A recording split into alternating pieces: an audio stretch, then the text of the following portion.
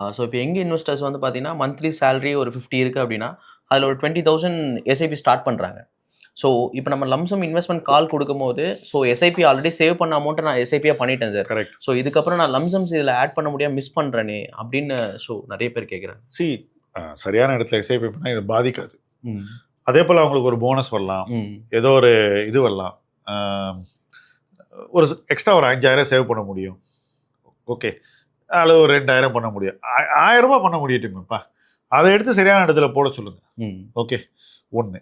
2வது, ஒருவேளை இந்த எஸ்ஐபி அவங்களுக்கு வந்து இந்த கீழே வரும்போது போடுறதுக்கு ஒரு தடையா இருக்குனாக்கா, இந்த எஸ்ஐபியில் ஒரு பகுதியை வந்து டெட் ஃபண்டுக்கு மாற்றிட சொல்லுங்க ஆட்டோமேட்டிக்காக.